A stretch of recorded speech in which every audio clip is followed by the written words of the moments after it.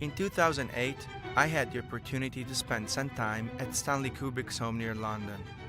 I was there to interview his wife Christiane, and during our conversation, she mentioned an Italian man that for 30 years had taken care of everything involving her husband, on set, as in everyday life.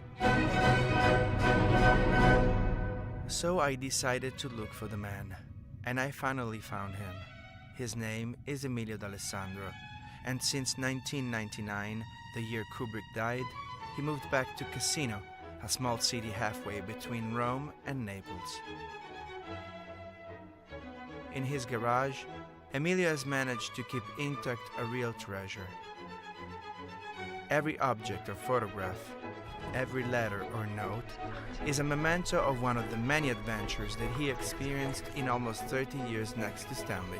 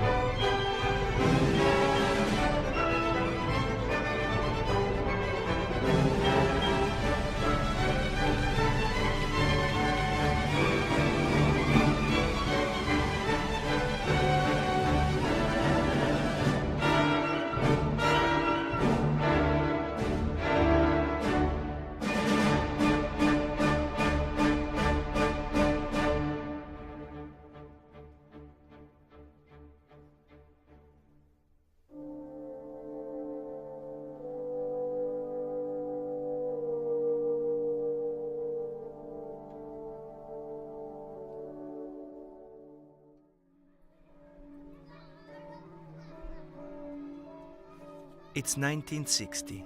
Emilio is 18 and decides to try his luck away from home. So he gets on a train and ends up in London.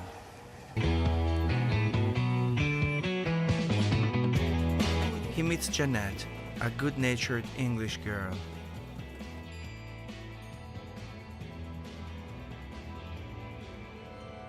They get married,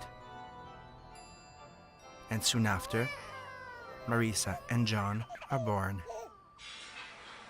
In the meantime, Emilio has jumped from one job to the other until his attention to detail and punctuality grant him a place in a car shop near Brands Hatch, the legendary Formula One circuit. One day, he casually sits at the wheel of one of the racing cars and leaves everybody speechless. He is fast. The manager at the circuit wants Emilio on his team.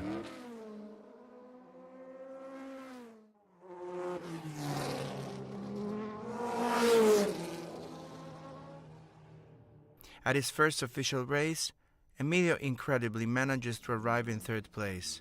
But car racing is not enough to support his family, so he decides to look for something that will let him stay behind the wheel, and he finds a job as a minicab driver.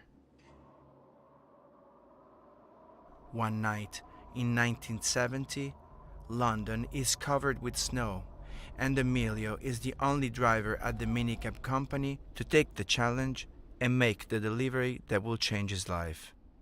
One evening, I had a call from the office of Max Minicabs. Will you be free, able and capable of taking something to a location set somewhere over the other side of London? You sure you can negotiate with the condition of the roads? I said, no problem. So what is it, people or what? No, it's an object you got to take. Without telling me what.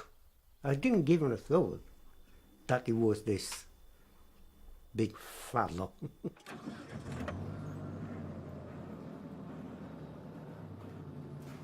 They put it in a car, and here, there, and everywhere, it was a little bit too big for my car. So they managed to squeeze it in at a back seat, sideways, pointing out, I thought, oh, Christ almighty, I've got to go all across London. So everybody's looking. I said to them, would you be so kind to give me a blanket or something to cover this? So anyway, I made my way there, dropped off the thing there, and that was it. I didn't know what the devil I was doing and who with. Only Hook Films.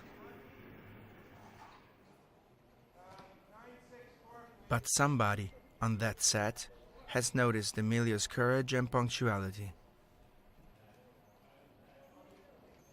He is a young American director whom, just like Emilio, has moved permanently to England with his family. I received this telephone call saying that somebody want to meet me, and the secretary said to me, but do you realize who you are working for? I said, yes, of course. Hook Films. No, she said. But Hook Films is a company. The chap who is responsible for it, all these Hook Films, you know who it is? No. So I go into the entrance hall of this house with a few dogs running about and cats and so forth. And this person comes out with long beard, bushy hair. He smiled and he said, I'm Stanley Kubrick. So I just looked at him. And I am Emilio D'Alessandro. Oh, so he took this newspaper cutting from his pocket, and they said, are you this?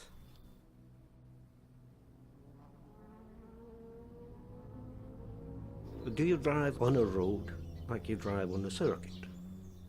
I said, certainly not, sir. On a road I got to respect the speed limit. Do you want to work for a company with which make films? I said, makes films? I'm interested in driving. He said, oh, I think that is something which we are looking for. Thank you very much indeed. So goodbye, and we'll see you tomorrow. Okay. So the following day, he said to me, would you rather go with my Mercedes, or can you use your own car? The choice is yours. I said, to me it doesn't make any difference. Well, he said, I think we use your car.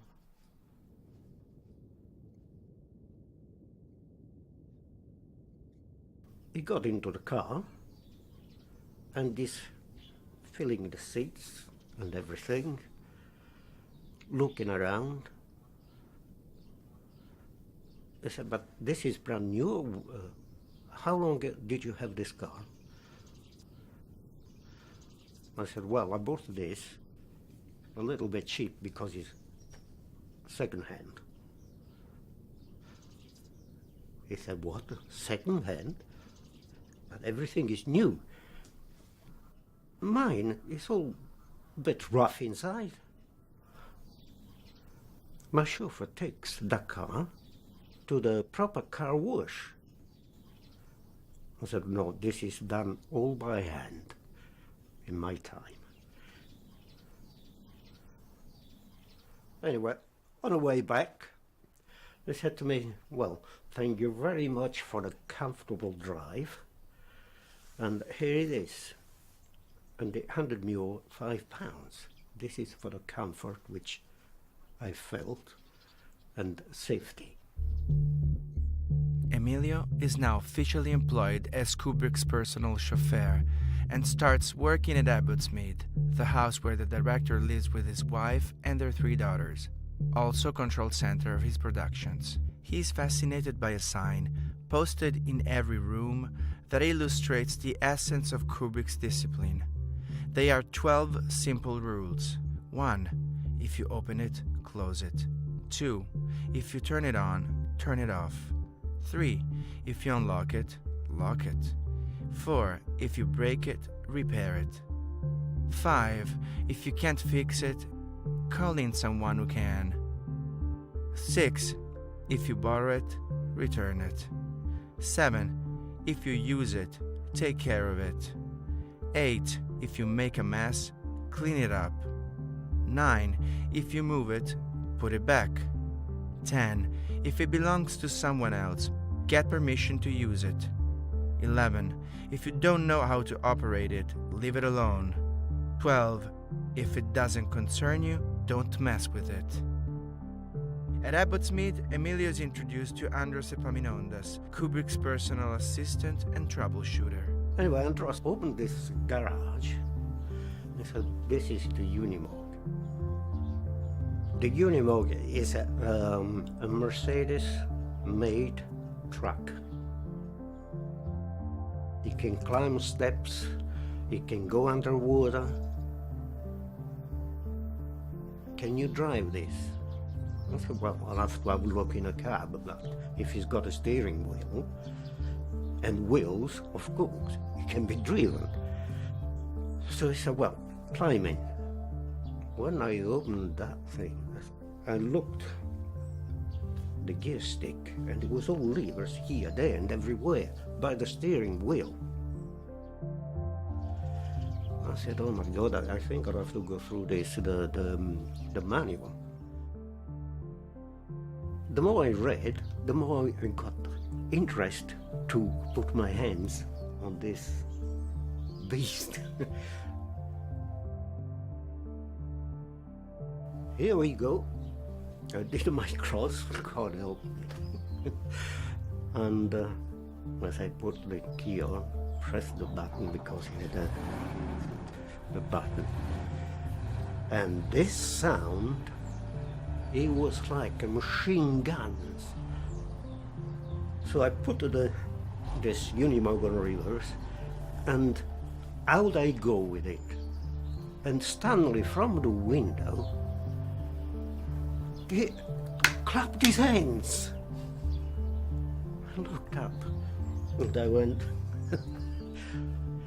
So he comes down. He was not fully dressed either, without shoes.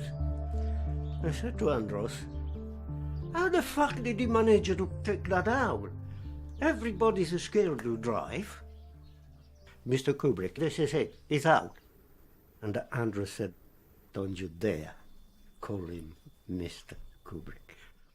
You call him Stanley. And another thing, get rid of that fucking tire and this suit. I said, Andros, what you talking about? Emilio's daily chores are communicated to him via a stream of notes handwritten by Stanley and left everywhere.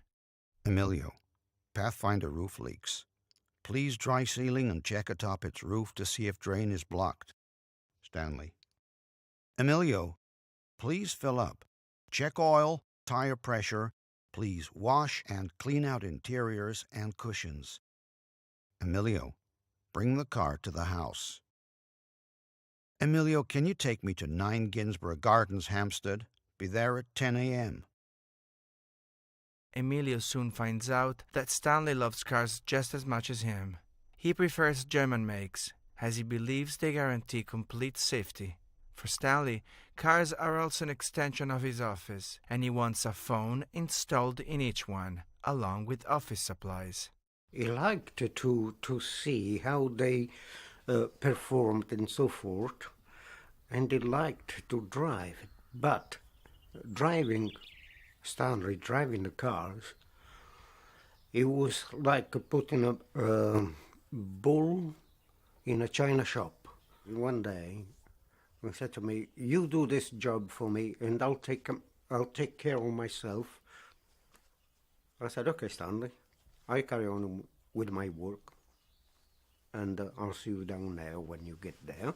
After about half an hour, a telephone call. Emilio, I fucked up my Mercedes.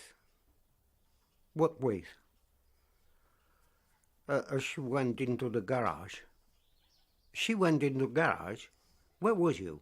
Okay, leave it where it is. Just switch off the engine if it's still running. Get out of it. I'll be up there. I'll pick you up, take you down. And when I saw the car, I thought, good God. This Mercedes, which was a saloon, you could see it was reduced to a coupe car. Christ knows if he was on a phone or what, or looking somewhere. He just smashed into the very heavy garage doors. So that was the Mercedes. Then finally arrived at the Porsche.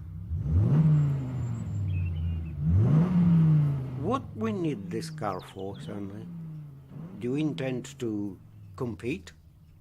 Well, let's try it out. So we get into London for a dental appointment, and he said, I'll drive. Okay, I'll be the passenger. So he's driving.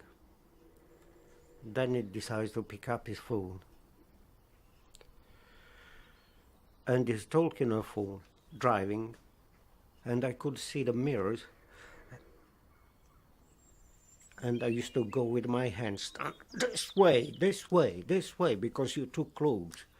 To a point I said, Stanley, please stop, please stop. What have I done? Well, at the moment, thank God, nothing. You're going too slow, too close. Get out of the driving seat. I'll sit there. While driving the Kubricks and taking care of the automobiles at Abbotsmead, Emilia realizes something is cooking. Stanley is ready to start working on his next film, which will be shot mainly in Ireland. One morning, out of the blue, I see all these minibuses, Volkswagen, arriving at Abbotsmead, and there was hardly any room to put these 32 minibuses, and I thought, what is going on with this? I said, but Andrew, I said, I thought it's going to be in Ireland. Yeah, they all go to Ireland, even Unimog. The first actor I met, it was Ryan O'Neill. I thought, God, I've seen him in soap opera and other films. He's very nice. One day, we were caught up with a group of young teenagers, girls, and so forth. They recognized him. They started to scream and so on because they wanted to get over Ryan. So his bodyguard said to me, Emilio, where is the car? I said, well, it's here. So he opened the door, pushed Ryan into the car. I'm already sitting on a driving seat. I said, quickly shut the doors. So I took off with this white Mercedes to the back streets of London. But unfortunately, I had to do my trick like I would do on a circuit. And of course, I think Ryan got a little bit frightened, but everything was safe. And I took him back to the apartment. He was a little bit shaking, and he kept looking at me. And I said, well, you are too. At the beginning of the production of Barry Lyndon, Stanley sends Emilio back and forth to Ireland, sometimes following a cargo by sea to ensure the safe delivery of props and technical supplies, and other times asking him to fly as many as 4 times a day in order to deliver important documents directly in his hands. Stanley then asks Emilio to find a candle factory that will guarantee a consistent production of candles for the next 3 years. Emilio executes the order, having no idea what Stanley is up to.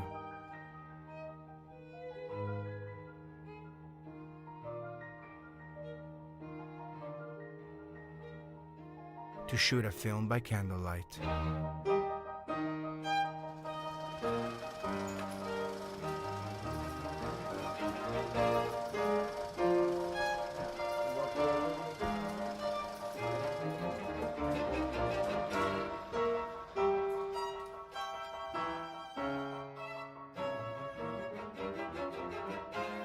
Aside from production necessities, Stanley demands that he takes care of his personal needs as well.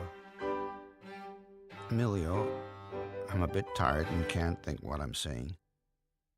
If you could get me a bottle of teacher's whiskey or Hague, a full bottle, money enclosed. Have a good trip and mind how you go with all the frustrated birds out there.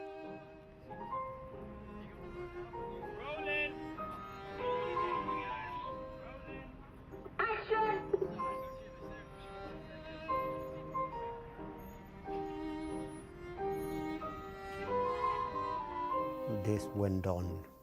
No weekends, no festivity, no birthdays. They had to do my family without me all the times. If there were a festive thing in a school and all the parents would be there, mother and father, and Janet said to me at one point, "You're never there." After the second year of filming, Jeanette falls ill and needs to be hospitalized. Emilio would want to be close to his wife, but he's the only one who can look after their children. Stanley, who wants Emilio with him on set, comes up with the solution.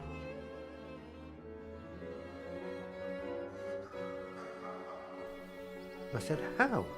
"They go to Abbotsmead. I got staff over there working. They can look after them. You can carry on working."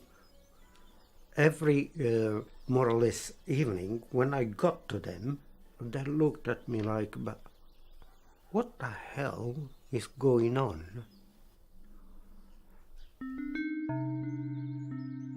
In 1975, Barry Lyndon is finally released and the pace at Abbotsmead slows down, but not for Emilio.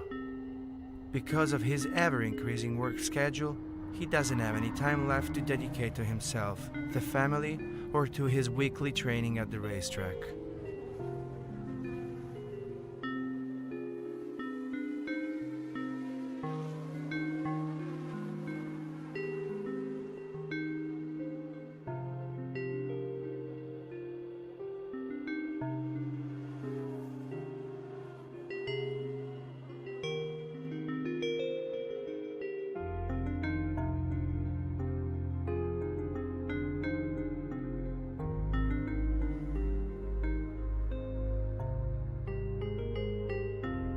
Stanley is afraid Emilio might get in one of the many accidents he sees on TV and tries to talk him out of going. For a little while, Emilio manages to save the weekend sessions. But Stanley gets us too. And Emilio is forced to give up and let go of the dream of becoming a Formula One pilot.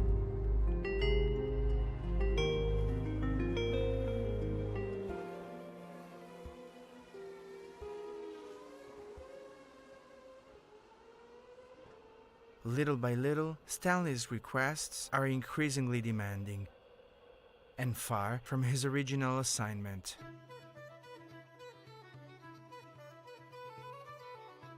Emilio, the zipper on this new blue jack which you recently bought has not worked well from the start, and now doesn't work at all. Please return the jacket and either have them repair the zipper or exchange the jacket. Thanks, Stanley. Jacket on shelf in kitchen. Emilio, the blue golf jacket where the zipper was stuck was returned to my bedroom. If all you did was to free the zipper, then it is still not okay, because the zipper's intermittently stuck every other day since the jacket was first worn. It should be returned to the shop and either repaired or exchanged. It's on the chair. Emilio, 2 swordfish, 2 salmon steaks. If they have good, very large jumbo shrimp, get 16 of them. The phone was constantly ringing. You might be in the middle of cooking dinner and the phone is ringing, and you possibly think it's a friend or a member of the family, and it's Stanley.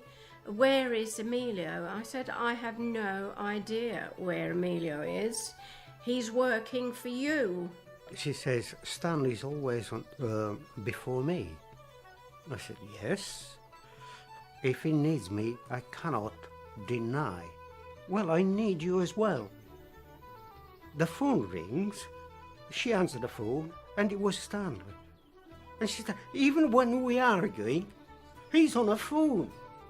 When I get back the following morning at work, Stanley tells me off, and I thought, oh, Christ almighty, from the wife to here now. I said, Stanley, what is it? Well, you got to tell me why I cannot get you on the phone when I need you. Either you don't answer, or your wife says, it's always you.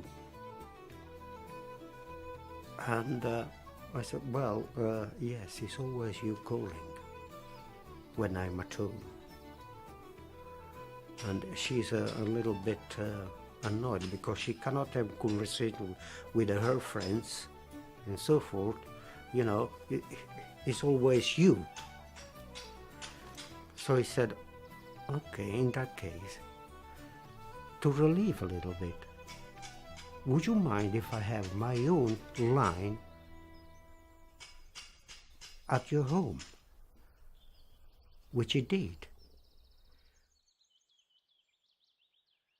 In 1979, Kubrick acquires a country estate half an hour away from London. It's called Chilwell, but everybody refers to it as Chiddick. The place is secluded and far from prying eyes, perfect for Stanley, who has now become a celebrity.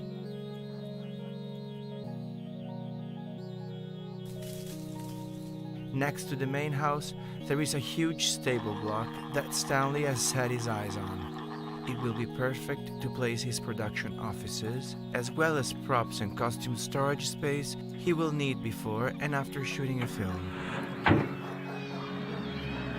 Emilio. On top of that, the many cats and dogs who crowded the house at Abbotsmead will now be free to roam around the huge park that surrounds the property. Stanley's place was more or less like a huge open zoo. Anything which came in, he wanted to take care of it. He was obsessed with people leaving stray dogs or cats, and every time he found something around it had to be rescued, taken to the vet, and tried to find a home. One day, Stanley said to me, look, Christiana's friend has got this poor donkey. If she can't find a place, it has to be slaughtered. So Stanley said, we got a place here. Why don't you organize the transport and we'll bring it here so the donkey will be happy.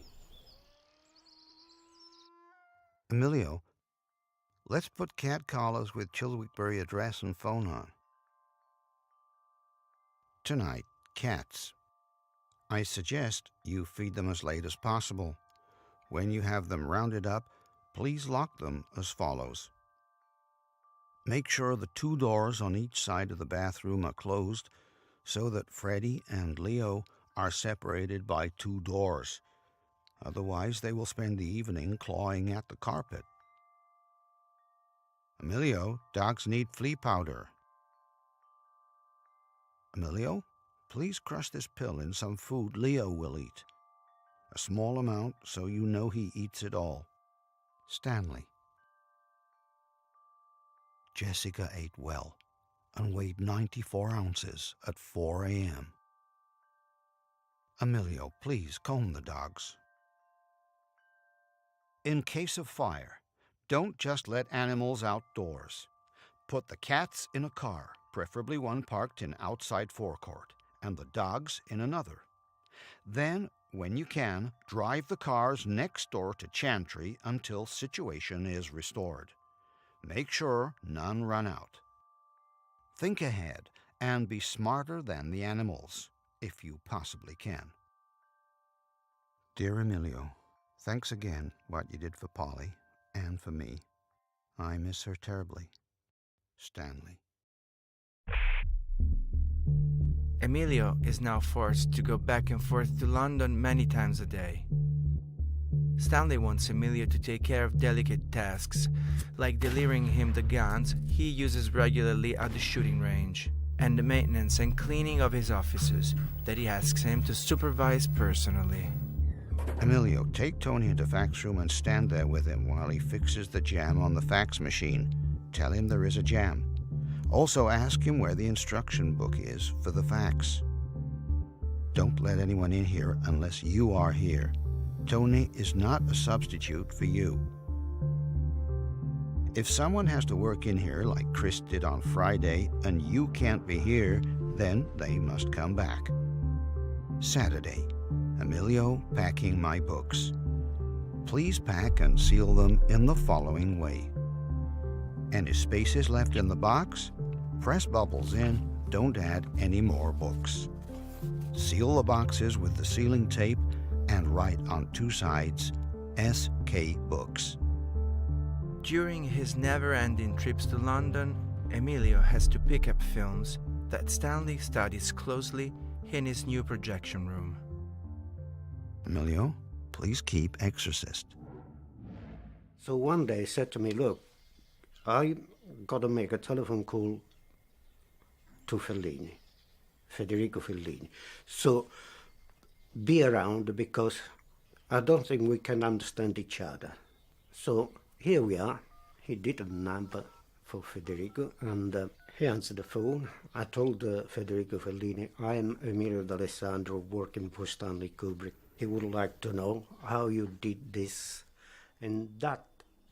And Federico Fellini started to give me numbers. And anyway, I kept on writing down and finish, start, up, down. Well, anyway, when Federico asked me to ask Stanley what he was going to do next, I asked Stanley, what do I say? So Stanley's face said, no. Why? So I said, Federico, devo salutarti da parte di Stanley? Se ci vuoi parlare ci parli, però lui è occupato e io devo scappare perché sta squillando un altro telefono. Oh, grazie, mi saluti Stanley, eccetera, eccetera. Sarai servito.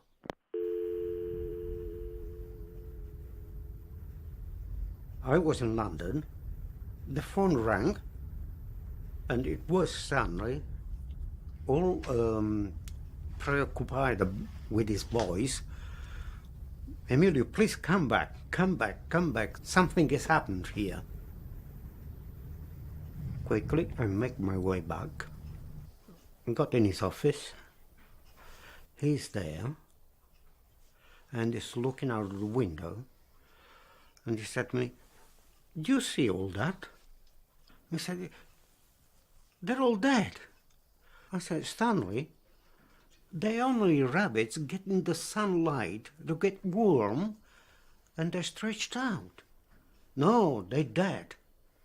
Because these fucking farms here, they will keep on spraying stuff, chemical, and I think they're dead. Well, you called me back for this crazy thing. So out I go, I clap my hands, and the blessed rabbits, they all disappeared. The next film will be shot entirely at EMI Studios, 15 minutes away from Chittik. Kubrick's art department builds a fully working replica of a real hotel based in Colorado. Every detail, inside and outside, is exactly duplicated. For the second time, Emilio witnesses how Stanley can create a complete cinematic universe, as well as the characters who live in it.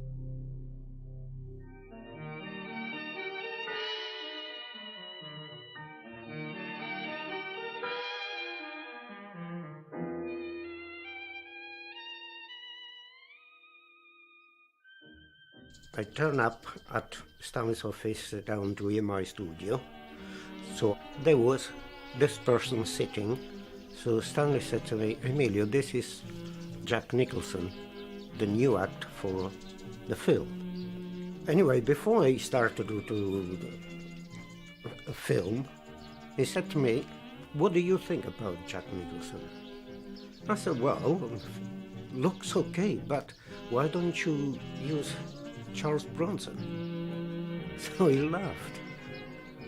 Jack was, let's say, very good, but not really, because sometimes he used to annoy for his behavior, to put something on his arm or hand and smell,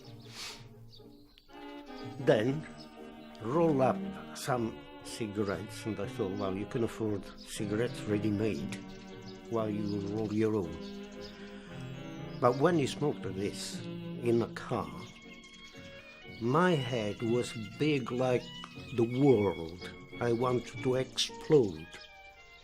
If he saw something work with the skirt, he would say, slow down, because I want to have a damn good look at it. And if it's good, well, you know, we ask if she can come in with us. I said to Stanley, look, I would like to keep away from Jack Nicholson. He said, you've got to tell me why. And I told Stanley why. He said, Emilio, I promise you that you have nothing to do with him anymore. So, please, forget all about it. Stanley has now complete trust in Emilio, who in return is overwhelmed by all kinds of requests, professional and private. Dear Emilio, cash check and take what you need. Stanley. Emilio, there are 5 books on the floor of my bedroom under the TV set. They are to be returned to the London Library, and get a receipt for them listing the titles. No urgency to do this, but give me the receipt after you have done it. Thanks, Stanley. Emilio, please get an assortment of 10 different types of cold meat and sausages from Waitrose, not the packaged meats, and not turkey, chicken, roast beef, ham. Go into some hardware store and get me some samples of cheap room temperature thermometers, 1 of each type, nothing fancy. I want to check the room temperature in every room over the weekend in the main house. And I want to see how much thermometers cost to see how many it makes sense to buy. I found my ring. Carpet next to bed. Emilio, on April 6, Easter Sunday, is Anya's 21st birthday. Can you order a cake from the best bakery? Talk to me about the bakery. Thanks again for what you've done. No one could have done more. I could not have gotten through it without you. Stanley. Stanley's parents arrived in England for a couple of weeks holidays. And in West Stanley said to me, look, from now on, while they're here, take all your time to take my parents out in London, wherever they want to go, you'll be with them. And also, ask your wife if she can give you a hand. Treat them like it would be your own parents. And he chose one day to invite the parents down to the studio, and it was the scene where Jack Nicholson slashes axe to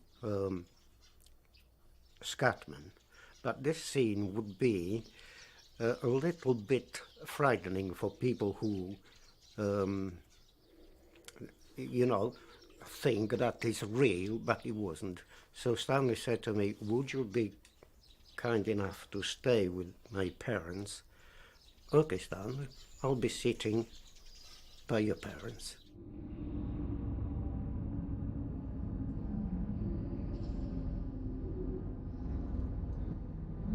Hello? Anybody here?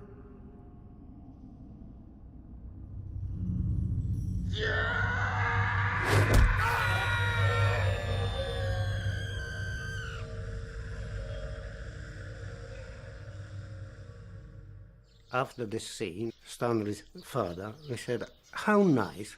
And Gertie, the mother, she said, it wasn't frightening at all. And I said to Stanley, that's perfectly okay.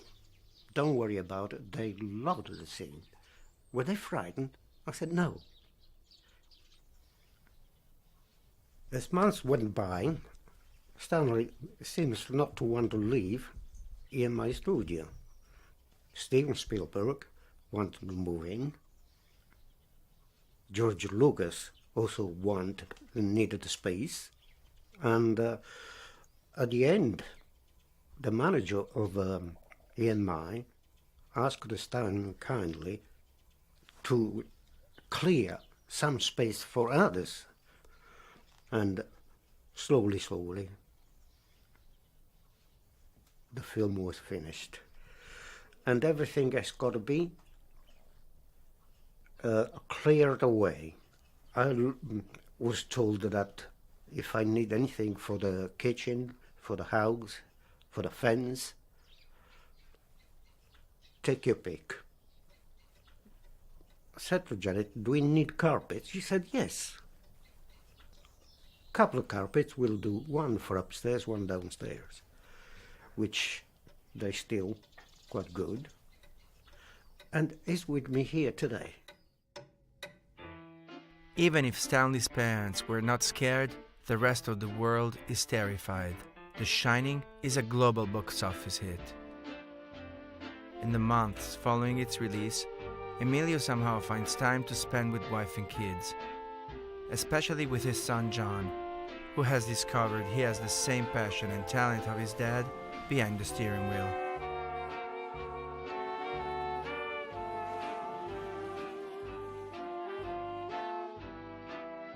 Jeanette relieves the fear of an accident she once felt for Emilio. But slowly she gives up, and the family unites in encouraging and supporting John. At least one Alessandro will make it to the Formula One Championship.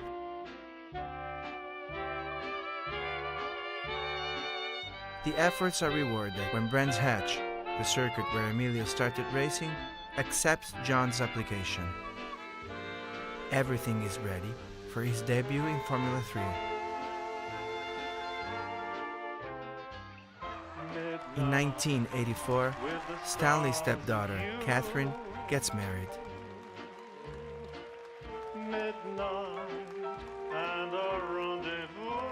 Soon after, her two sisters, Anya and Vivian, decide to move to the city.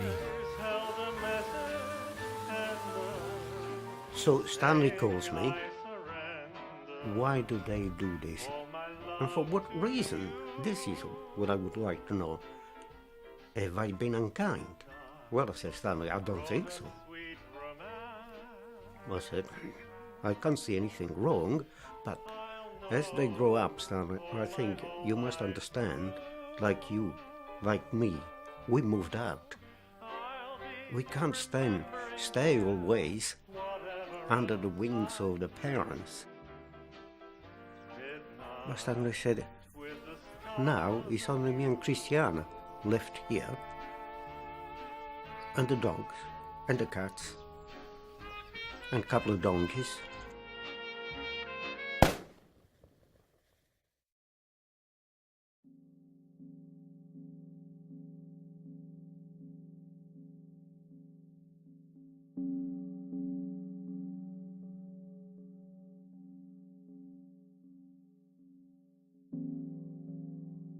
Driving back from Catherine's wedding, Stanley spots an abandoned gas plant 20 minutes away from his house.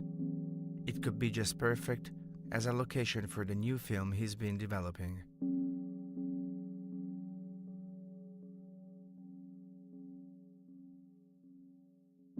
Stanley phoned me and said, go to Beckton Gasworks and take few pictures of this location. So what does he want to do with it? You know, everything is more or less bombarded here.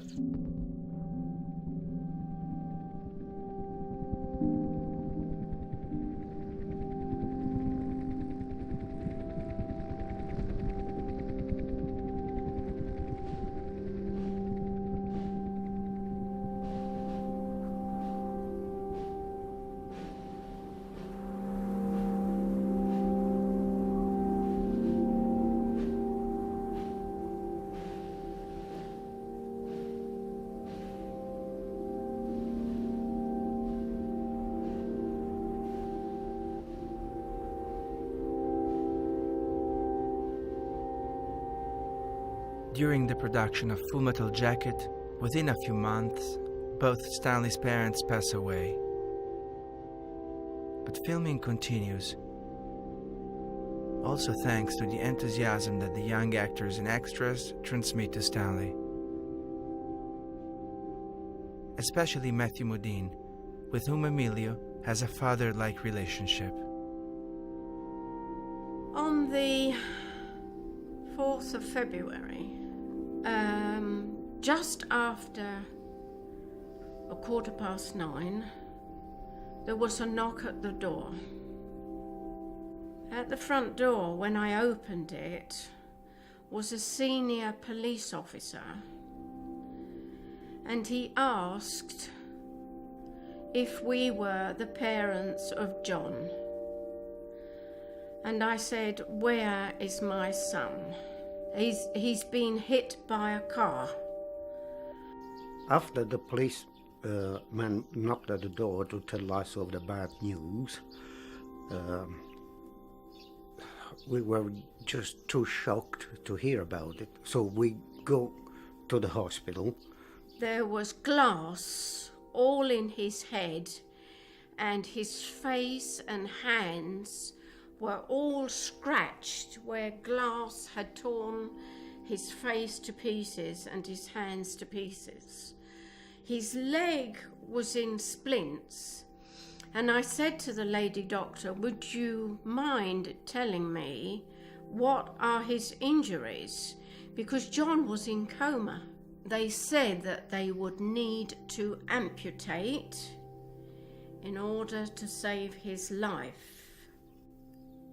When I called Stanley, that was about 7 o'clock in the morning. He said to me, anything wrong? And I said, Stanley, I'm sorry, but this has happened with my son. He said, oh dear, I'm very sorry to hear about it. What can I do? I said, nothing at the moment. Dear Emilio, I'm very sorry about John. What incredibly bad luck. If you need getting any top specialists this morning, I suggest asking Dr. Cox to recommend the best ones. You know Dr. Cox, he did the film and is a very good friend of Andros. Don't worry about the costs, I'll take care of that. Emilio, hope all goes well with John. Leave me a note, please. Stanley. Emilio, hope all still goes well. Dr. Hershevitz, who took care of Rebecca, said Adrian Fox is a well-known and very good vascular surgeon. Please leave a note top floor. Stanley wants to help his friend and uses his power to intervene on behalf of Emilio with the physicians and the hospital's executives. Emilio stops him. His family needs to reunite and make it on their own. Especially now that John, following the amputation of his leg, will have to undergo a long rehabilitation process and come to terms with the fact that he will no longer be able to drive a race car.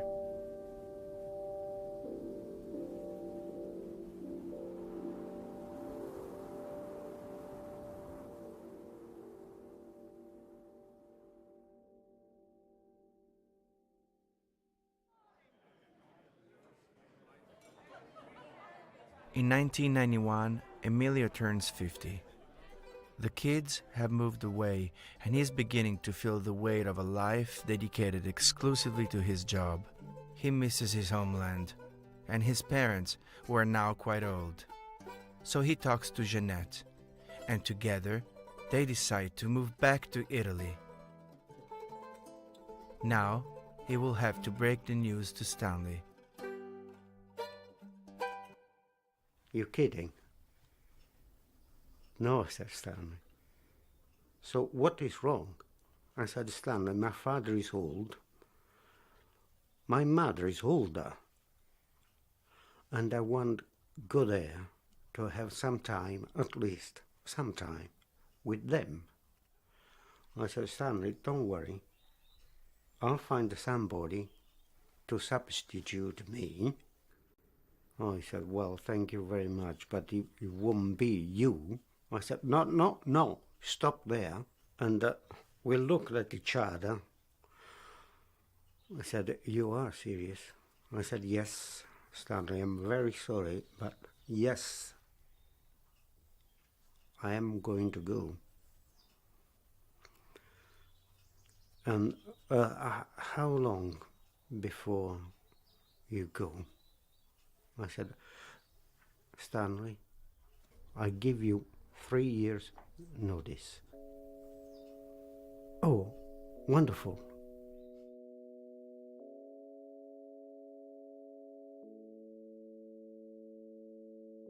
In the time preceding his departure, Emilio makes a detailed inventory of every possible thing Stanley shall need when he's gone.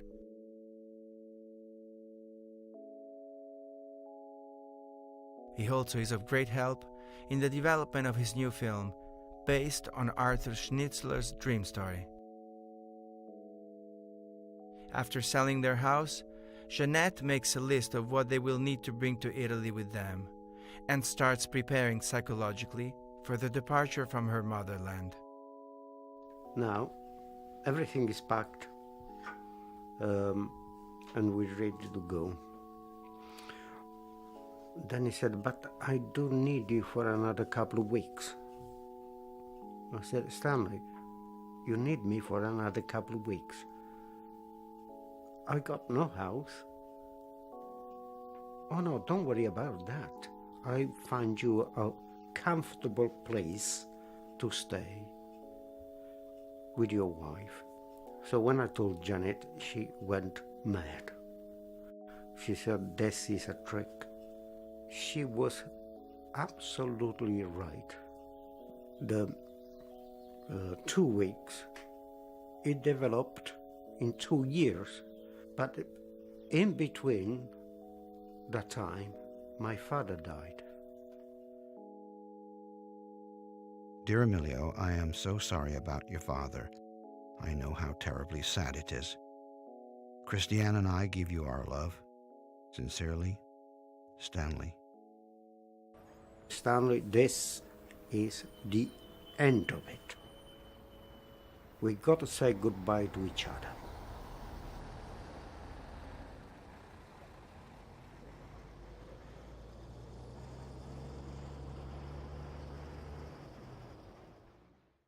On the last day, before we left for Italy, me and Jeanette, Stanley phones me and says, by 1 o'clock you must be back to the house. I said, okay, Stanley. And I thought something has gone wrong. Unaware that he had organized this party, farewell party, to say goodbye. And he did invite all the close friends which worked with me for him during from Clockwork Orange to the last one.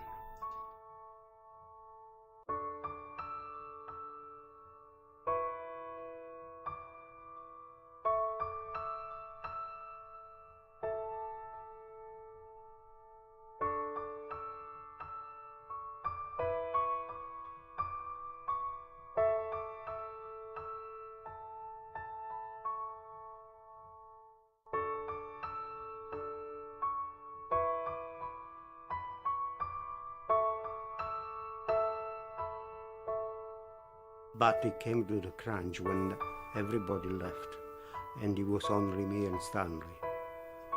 But no one of us had the courage to say goodbye.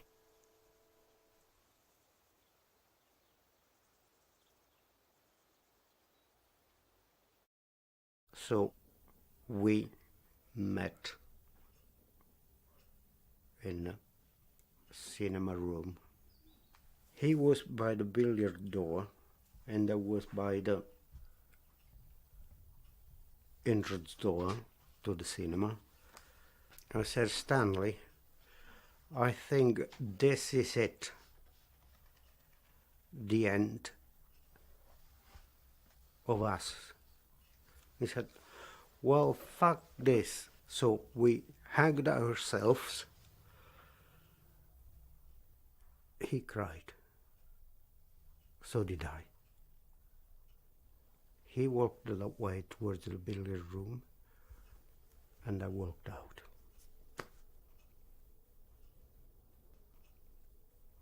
Dear Emilio, good luck. I will miss you. Love, Stanley.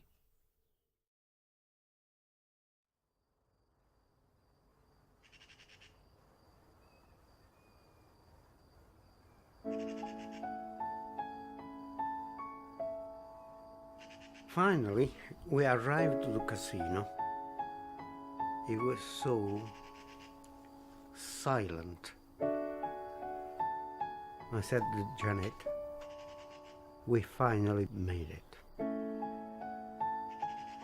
She kept on asking me, why do I look on the floor? I said, because, about this time of the morning, Stanley would be on a phone. Forget it, she said. Forget about it. It's something we'll leave behind.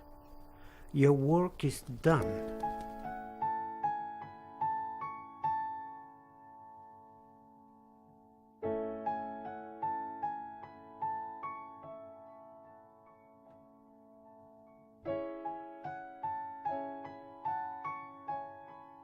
It did last for about a week, and then the telephone started to ring. It was Stanley. How are you doing? How are you? Are you okay? Yes, Stanley, I am okay. We're all right. I said, but what do you do during the day? So I told him what I did. In fact, I had a tractor to do a bit of land.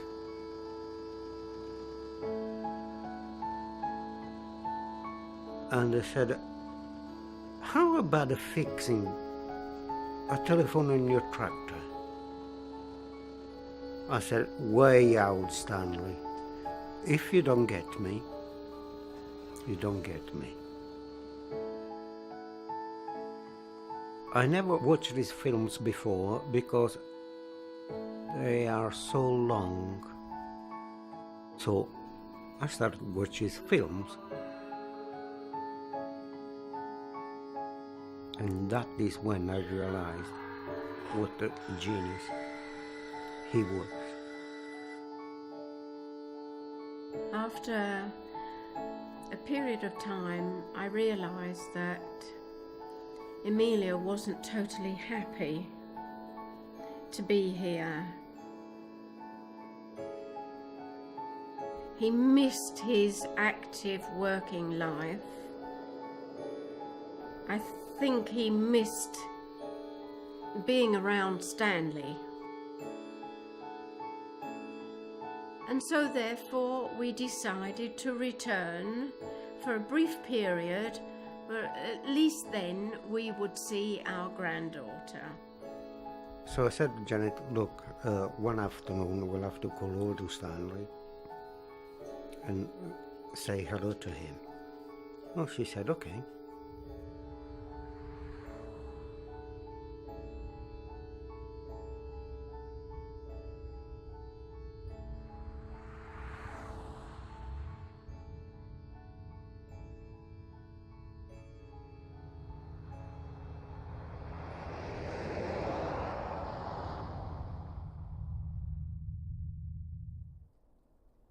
In May 1996, we are at Chiddick having tea with Christiana, and I see Christiana smiling at me, and I thought, something is happening. So I turn around and I see Stanley. He just stood for 2 or 3 seconds without making a move, and he looked at me and he smiled. He said, well, welcome back. So we had a hug each other, and he said, let's have a cup of coffee together and we talk about something. I asked him, how is the film doing? He said, what film? I said, well, the one we did all the research and so forth. Haven't done it yet. If you tell me you come back, I'll do it. Santa Claus, please hear my plea. Just Eyes Wide Shut is filmed almost entirely at Pinewood Studios, half an hour away from Kubrick's house, where an incredibly perfect replica of New York's Greenwich Village is built.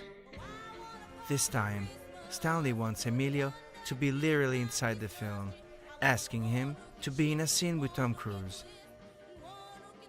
Emilio is right beside him at all times, and Stanley constantly finds ways to pay tribute to his longtime friend and collaborator.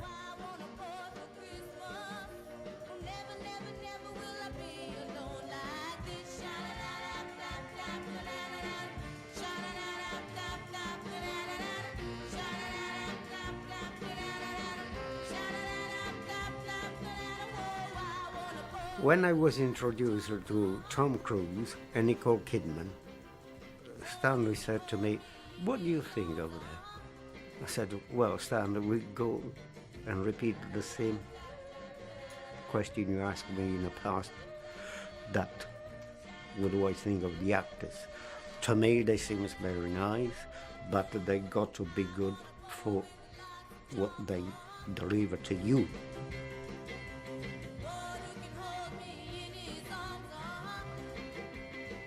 This film production was not supposed to be very long at all. The thing didn't remain a short while. It went on for 2.5 years. This way, I was able to help my daughter bring up Katerina, our first grandchild. And we took her, when she was a few months old, to see Stanley. And while he held her in his arms, she played with his very bushy beard. Stanley said, why don't you ask Janet to come on set to be seconds in the street scenes? I did various scenes, and I managed to introduce myself to Tom. I said, hello, Tom. Nice to meet you. I'm the other half of Emilio. He put his arms round me and said, you're the better half. Stanley came up to me and put his hand on my shoulder and spoke to me. And of course, all the actors which had come from various agencies, watched and looked to see who the hell is she. Afterwards, people asked me, but who are you? I said, I'm nobody at all.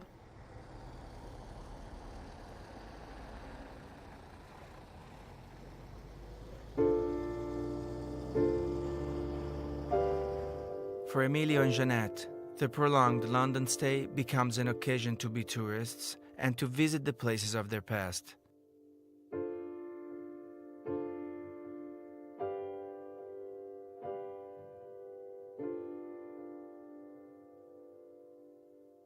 Emilio feels the energy of his youth and decides to participate in the marathon.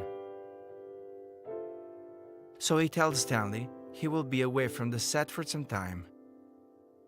You're joking. Please don't, because you die. I said, what? If I haven't got a heart attack working for you, how can I get over there?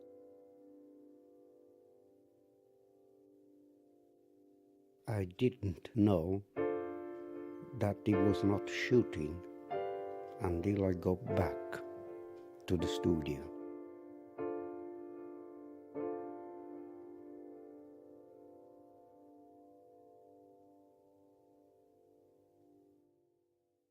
During the week, there was a day off for the crew, but for Stanley, no, he wanted to go hunting for other locations.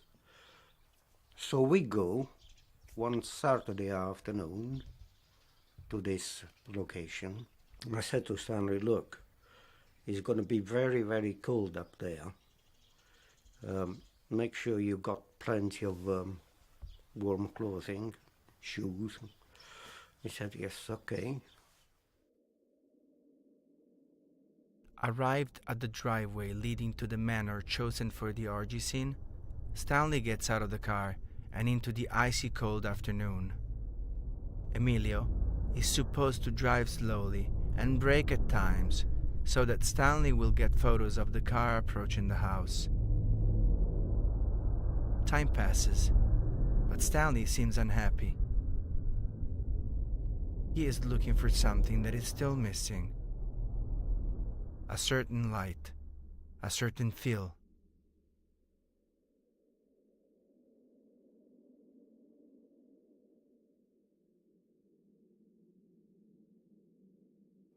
Suddenly I see him, his beard was all white. I said, oh, God almighty, what happened? So I just stopped the car. I said, Stanley, you're okay? And he more or less had the courage to say, yes. I said, no, you're not. I said, look, get hold of me. He said, how much have I done? I thought, oh, Christ, don't you remember even what you've been doing? So I said, whatever you've done quite a lot. Anyway, we get back to Chittybury. He opens the door. I follow him with all the bits and pieces, cameras and other stuff. I say, Stanley, I'll see you tomorrow. Okay, for today, you stay here. Forget that the office is downstairs and everything else is in my care. If I don't hear that click of the door, I do not leave the premises. But looking at him every day, his health looked if he was going down. On March 1st, 1999, after almost 3 years from the beginning of filming, Kubrick finishes the first edit of Eyes Wide Shut and shows it to Cruise, Kidman, and Warner Brothers executives. After this, he's taken to America, to Warner Brothers. There is Stanley sitting on his chair in the office in a dome room, and is trying to break a tablet for the cat. So I looked at him, and he slowly raised his head, looked at me. I looked at him again, and he looked so tired. I said, Stanley, what are you trying to do? Because I didn't quite see the tablet. He said, I can't break the tablet. I said, please do me a favor. Go upstairs and have a rest, because you've been working all blessed night, you had no sleep. So he went. I think this was on a Friday. On a Saturday, I called back to Chittick and I found a note. Please bring me another 2 bottles of oxygen, because he used to have this to help him breathe. Dear Emilio, I have done the water. Unless it is dry, leave it. Please clean tray. I've left 2 oxygen bottles outside top floor door. Please see if they fit. Emilio, if neither of these valves fit, please fill the bottles and return to top floor today. Thanks, Stanley. So Sunday morning, I'm at home. I already been to Chittick, attend to everything, the offices, the cats, and the phone rang. And this voice said, "Hello, Emilio." "Yes." "Stanley è morto." In Italian as well. "Stanley's dead, is no longer with us." So I just swore, and Janet said to me, "What happened?" So I said, pick up the car keys, let's go to Chittick. So Janet drove me to Chittick, and Christiana is coming out into the kitchen, and she's crying. So it is true. She said, "Emilio, Stanley died during the night." I said, "Christiana, it's a very, very upsetting ending. It's like if I came here and I lost him."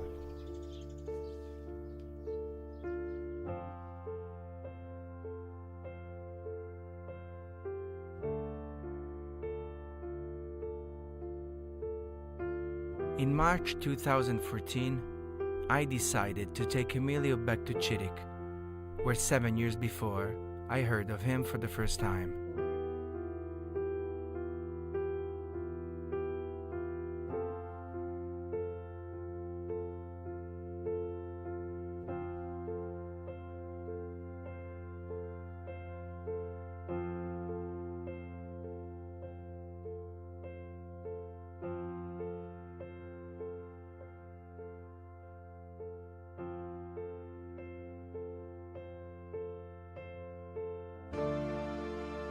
When we arrived in front of the estate's gate, we stopped there and remained silent. Looking at him, I realized that he did not want to go further. For Emilio, Stanley is not there anymore, but he still lives in his memory. Somehow, they are still on their journey together. I still think all the time when the phone rings, it might be him.